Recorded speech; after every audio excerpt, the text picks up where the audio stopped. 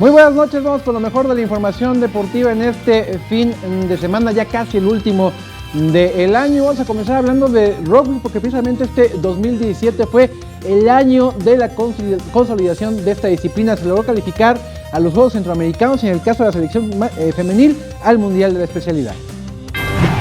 El balance para el rugby mexicano en este 2017 es más que positivo, después de que la selección femenil ganó oro y la varonil bronce en el torneo RAN 7 celebrado en el Campo Marte en la Ciudad de México.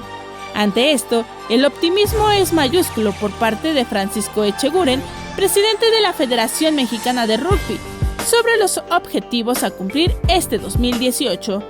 El conjunto femenil ganó el derecho de participar en la Copa Mundial de San Francisco 2018, en el tradicional Hong Kong 7 y los Juegos Centroamericanos y del Caribe Barranquilla 2018, mientras que el equipo varonil participará en los Juegos Centroamericanos y del Caribe a realizarse en Barranquilla, Colombia. Echeguren aseguró que ambos conjuntos contarán con la mejor preparación para poder obtener buenos resultados en las competencias internacionales en las que representarán a nuestro país. Vianey Zárate, 21 Noticias. Bueno, y precisamente aprovechando la pausa invernal que tendrán algunas ligas en Europa, el mexicano Raúl Jiménez viajó para acá para pasar las fiestas junto a su familia y también se dio tiempo para estar presente en un evento personal, un evento con uno de sus patrocinadores, en una plaza aquí en los límites de la Ciudad de México con el Estado de México.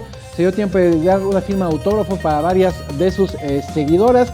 Aquí lo vemos, se le invitó a que dominara un balón, según dijo ahí en el evento, no lo quiso hacer porque viene lastimado, dice que está tocado y que no quiere ponerse en riesgo de cara a lo que será toda su actividad en el 2018. Obviamente no quiere ningún riesgo que lo vaya a poner fuera del Mundial, pero aquí está cumpliendo con compromisos comerciales que tiene Raúl Jiménez aquí en nuestro país.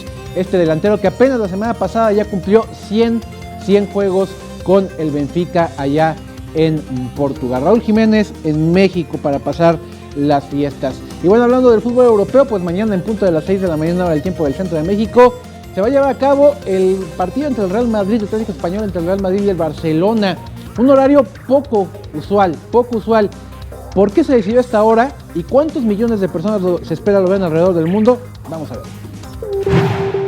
Mañana se vivirá una edición más de uno de los eventos deportivos más vistos alrededor del mundo, el clásico español entre Real Madrid y Barcelona.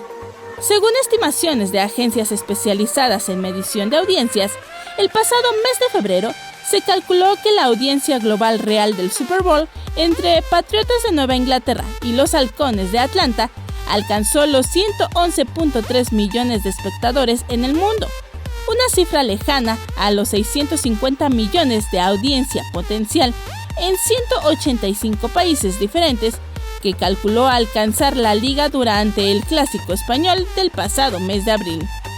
Ante esta razón, la Liga Española no dudó en salir de su batería de horarios habituales para los partidos de fútbol, para programar el partido de este sábado a las 13 horas locales. ¿A qué obedece esta decisión?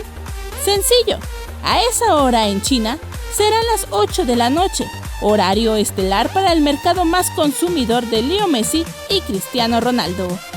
Vianey Zárate, 21 Noticias. 650 millones de personas estarán mañana viendo el Real Madrid con el Barcelona. Precisamente vamos a ver la ficha del partido, por si no les quedó claro qué será. Bueno, pues a las 6 de la mañana, hora del tiempo del centro de México, Real Madrid frente al Barcelona en la casa de la escuadra merengue. Y bueno, Juan, hoy las redes sociales estuvieron muy activas porque Damián Álvarez, este jugadorazo, hay que decirlo, argentino nacionalizado mexicano, anunció su retiro de las canchas, se retira con los Tigres como campeón, el jugador extranjero con más títulos ganados en la historia del fútbol mexicano. Cuando me refiero a títulos no solo hablo de la liga, sí. Copa MX, Copa Sudamericana, jugó en Morelia, jugó en Pachuca, jugó en Tigres y en todos siempre ganó algo. Se retira de las canchas precisamente como el jugador extranjero con más títulos en la historia. Es información deportiva, Juan.